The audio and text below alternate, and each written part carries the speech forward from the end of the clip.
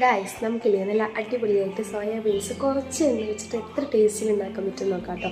ഇത് എൻ്റെ ആയിട്ടുള്ളൊരു ഓൺ റെസിപ്പിയാണ്. ഞാൻ ഇടയ്ക്കിടയ്ക്ക് ഉണ്ടാക്കി തിന്നുന്നത് കേട്ടോ. നമുക്ക് നല്ലതാണ്, പ്രോട്ടീൻ ഉള്ളതുകൊണ്ട് അടിപൊളിയാണ്. അപ്പോൾ നമുക്ക് സിമ്പിളായിട്ട് ഈ വെയിറ്റ് ലോസ് ഒക്കെ നോക്കുന്നവർക്ക് ട്രൈ ചെയ്യാൻ പറ്റിയ റെസിപ്പിയാണ്. നമുക്ക് റെസിപ്പി കിട്ടും.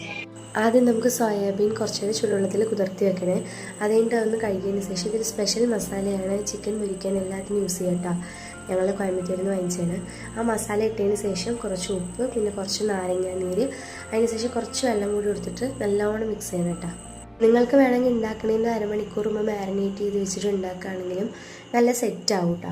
അപ്പോൾ ആദ്യം തന്നെ നമ്മളൊരു പാത്രം വെച്ചിട്ടുണ്ട്. അതിലേക്ക് കുറച്ച് എണ്ണ വെച്ചിട്ട് കടുകും ജീരകവും പൊട്ടിക്കുക, പിന്നെ കുറച്ച് കരിയാപ്പിൻ്റെ ഇലയും കൂടി ഇടുക കേട്ടോ. പിന്നെ അതിലോട്ട് നമ്മൾ മാരിനേറ്റ് വെച്ച് സോയാബീൻസ് കൂടി ഇടുക കേട്ടോ. ചെറിയ സോയാബീൻസ് ആണെങ്കിൽ അതെടുക്കുക, ഞാനിവിടെ വലുതാണ് എടുത്തിട്ടുള്ളത്. പിന്നെ അത് നല്ലോണം ഒന്ന് മിക്സ് ചെയ്ത് കൊടുക്കണം കേട്ടോ. നമ്മൾ എത്രത്തോളം ഇത് മിക്സ് ചെയ്ത് കൊടുക്കണം അത്രത്തോളം ഇത് മൊരിയും. പിന്നെ ഇത് നോൺ സ്റ്റിക്കിൻ്റെ പാൻ ആയതുകൊണ്ടൊന്നും അധികം എണ്ണയുടെ ആവശ്യമില്ല, അതാണ് ഞാൻ പറഞ്ഞത്. മെയിനായിട്ട് അത് ശ്രദ്ധിക്കുക. പിന്നെ അധികം ഓയിലും ഞാൻ ഇതിൽ യൂസ് ചെയ്തിട്ടില്ല. കണ്ടില്ല, നല്ല അടിപൊളിയായിട്ട് ക്രിസ്പിയായിട്ട് സെറ്റ് ചെയ്യാൻ പറ്റുന്നത്. നമുക്ക് ചോറിൻ്റെ കൂടെ ചപ്പാത്തിയുടെ കൂടെ അടിപൊളിയായി പോട്ടാം. അപ്പോൾ നമുക്കിത് പ്ലേറ്റിലോട്ട് സെർവ് ചെയ്യാം. നിങ്ങൾക്ക് എൻ്റെ റെസിപ്പി ഇഷ്ടപ്പെട്ടെന്ന് കരുതുന്നു. അപ്പം ഇത്രയുള്ളൂ. ബൈ.